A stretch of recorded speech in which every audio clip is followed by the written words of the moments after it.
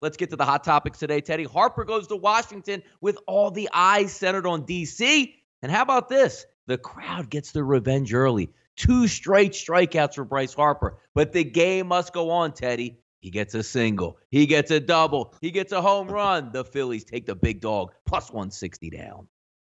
Yeah, and I mean, Philly at plus 160. I don't know how often we're going to see that this season, but wasn't close last night. Obviously, lots of respect for Max Scherzer. Scherzer only lasted 5 in that ballgame. The Nats bullpen behind him was not good. But we look at these early season MLB standings. Yeah, the Phillies are on top, but they're upside down in a lot of ways. Look, the Orioles are 4-1. They're supposed to be the last place team in the AL East. The Mariners are 7-1. The Red Sox are 1-5. The Yankees are riddled with injuries. The Astros are hitting about 100 with men in scoring position. The Angels look awful. And for the Nats last night, Trey Turner with a broken finger. That's a big deal, especially with the Phillies' hot start. All of a sudden, Washington falling behind. Now, it was interesting to watch last night, too, because and some things I always joke with, like, my friends, and, you'll DM a couple people. It seems like Max Scherzer has been good for the last 20 years and will continue to be really good for the next 20 years and beyond. Watching that game last night brought up a couple interesting things. The one thing I want to ask you, Teddy, because we're still early in the season, so a lot of people still floating based on last year's statistics, who had the better offseason coming in. Talk about for just a moment here, Teddy, some of these teams still lined as if they're in peak form and ready to go. Although we take a look at the Boston Red Sox and the New York Yankees. They'll come back to reality and, the lines are going to shift and be there. But, Teddy, these teams still lined as if they're going to dominate early. Sure, and in theory, that's the way you're supposed to be making money right now betting baseball, is taking teams that are lined as last year's teams, but betting this year's teams. The Red Sox obviously being a class example.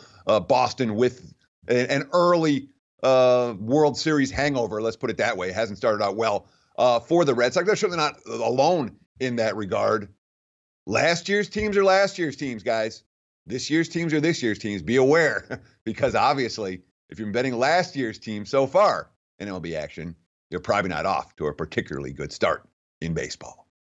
Teddy, magic tricks going on all over the NIT yesterday. Leads disappearing left and right. And if you were left holding the bag at Wichita State, looking at the clock with about 7 minutes to go, saying, hey, man, getting my +1 right here, looking pretty good, up double digits. That goes away. An amazing run by Lipscomb, a 21-3 run to end the game, to not only win the game, but cover for their backers.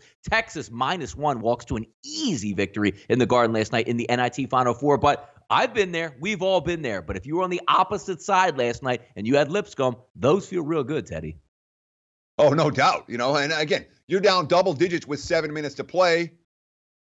Comebacks happen. They will happen. It didn't feel like that was coming for Lipscomb last night. It really didn't. Wichita State shut them down defensively for most of that contest, but Shockers couldn't hit anything down the stretch. When you score 3 points over the last 7 minutes of the ball game, you're going bye-bye. That's what happened to the Shockers last night. As for Texas, that was pretty easy against TCU. I was surprised at all the early support for TCU. Obviously, Texas with the wire-to-wire job. They'll be playing for an NIT title in Madison Square Garden on Thursday.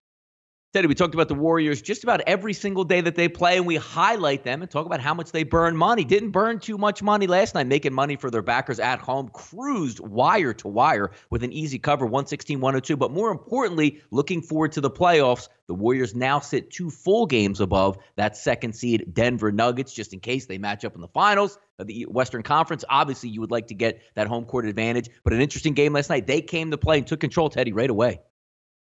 Yeah, and I mean, there have been a lot of red flags for the Nuggets lately. Last night, another red flag for the Nuggets. I'm telling you, Denver is on upset alert in the first round of the playoffs, especially if they play San Antonio. That's going to be a tough matchup for them. Ironically, they play the Spurs at home tonight. But Golden State is the class here. We knew that. We know that. Last night, they showed it. They've had a big problem covering back-to-back games all year. They've had a big problem covering in any role other than big chalk all year. We're seeing signs that the Warriors are coming around right about now. Last night, the Nuggets took the brunt of it. And I don't understand that the standings are very close. They're not close when you look at the upcoming schedules. Denver's up against it this week.